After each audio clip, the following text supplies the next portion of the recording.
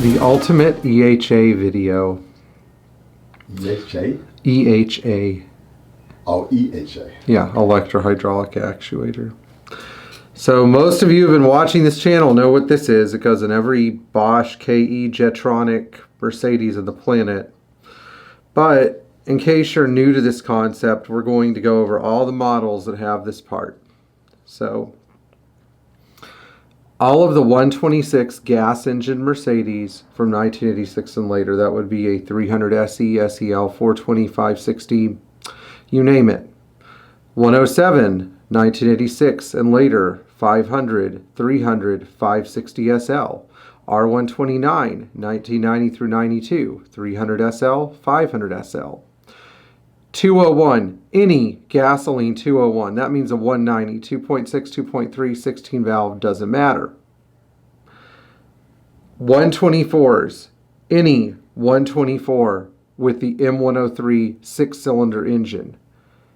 Any 124 with the M102 4-cylinder engine.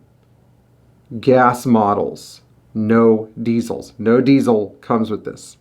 This is a gas car thing only. Now, the reason I made this video is because I get a lot of inquiries about people wondering when they should replace this. First of all, this is an expensive part. It's $285 or so on Auto House Arizona. In our shop, we usually charge around $330 to $350, depending on market prices. Why do we charge that much? Because we have to put this in, fine-tune it, adjust it, etc. I don't get a lot of that time back that I spend actually dialing this thing in. If I do, maybe I'll bill a quarter hour, but really I usually have to spend a half hour integrating these into one of the cars to make sure it actually works right. So that's why I charge a little bit extra on top. Also, because Worldpac doesn't sell us these for $285. We get them overnight, but we get them for around $300, $310, $315, you know. Sometimes the price is a little bit higher if I have to spend longer putting the part in or whatever. But I'm just letting you know, if you see one of these on your invoice at Pierre Hedary's, or you see one of these at a shop, or you see one of these at Mercedes, it's going to be about $285 to $420. If it's over $420, you should probably have a talk with the person who's billing you. Now, let's talk about how we know when it's time to replace the EHA. These guys have a couple of problems. The most basic problem that I've talked about is that when they go out of adjustment, they create a stumbling problem. But when they really go out of adjustment, then you get a lot of other weird problems too. The first problem we're going to talk about is not a functional problem with the operation of the EHA, but it is actually a safety hazard.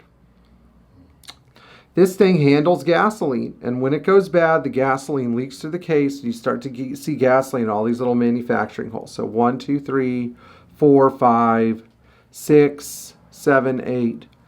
All these little holes, you can get gasoline seeping out of one hole, all holes. Usually, 9 times out of 10, usually if I see gasoline leaking out, it's at this big hole between the two screws. Now, how do we know if gas is leaking out of the EHA? Well, you should probably start the car, because it's not going to leak out under 40 psi. It's going to leak out when the fuel pumps are running. You got to watch the thing with a flashlight while it runs. If it starts to get a little wet, it's not going to get better. It's leaking, so you have to replace it. Now, another scenario where the EHA has failed is when your car absolutely will not start and there's too much fuel delivery. It means that the EHA gets stuck in the full rich position. So in order to ameliorate this problem, by the way, this is more of a problem on 4 and 6 cylinder cars rather than 8 cylinder cars. 4 and 6 cylinder cars, you have to crack one injection line at the fuel distributor. Yes, it's going to leak some gas. Go buy a fire extinguisher. In the real world, we have to test things under some very weird conditions. See if the car starts. Even if it went from not starting or being very difficult to start to being less difficult to start or actually starting, great, your EHA is the problem. Replace it. $300, $285, whatever. You want your car to start good? This is the price. I also don't have a lot of luck with used EHAs because they're usually going to be used cars. Now, let's talk about some other ways we can evaluate this thing and see if it's actually good or not.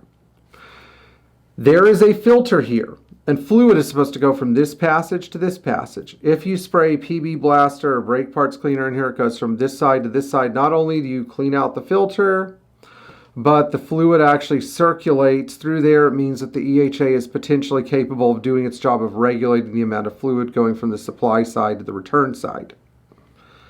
However, if no fluid circulates and the solenoid is sealed shut, then this may explain a lot of issues like weird starting, rough running, rough cold idle, especially on V8 cars. I had a V8 560 SEC one time where I put a new EHA on. A year and a half later, the car had the worst cold idle. After taking the EHA out and unsticking the solenoid, which we'll talk about in a second, the car ran great cold because this was blocked and there was just too much cold fuel pressure. How can I unblock this solenoid and get it to move again? Well, you spray penetrating oil in here and you touch a 9-volt battery to these terminals. On, off, on, off, on, off. Sometimes it works, sometimes it doesn't. I'd say it's about 50-50, but I see it as a temporary fix because usually the solenoid will fail again at some point. Now, let's talk about this adjustment again. I'm going to remind you about this adjustment. You remove the screw. Underneath the screw is an Allen fitting. If you want the car to have more power, if it stumbles off the line, you take the little Allen screw, you turn it in half a turn, you put this back on, you put the EHA back on the car, you adjust your idle mixture anti-clockwise with the 3mm Allen to where the idle is smoothest. Go for a drive. If you still have the stumbling and the hesitation, you go back and repeat. You adjust in roughly quarter turn increments until you get a better result. If you have to go more than one turn, which even then is too much. I've had cars where I've had to go one turn before, but really 3/4 of a turn is about the most I will do. If you have to go through and do that, then the problem is not in your EHA valve. The problem is in your injectors being clogged, or your input filter in your fuel distributor, or your fuel distributor having trash in it.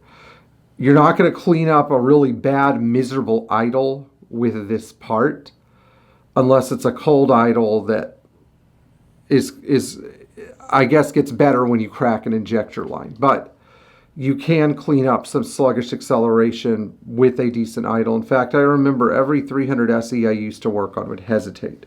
Till I learned about this adjustment and learned to richen up the mixture, suddenly everything worked much better. Anyway, I hope you guys found this video informative.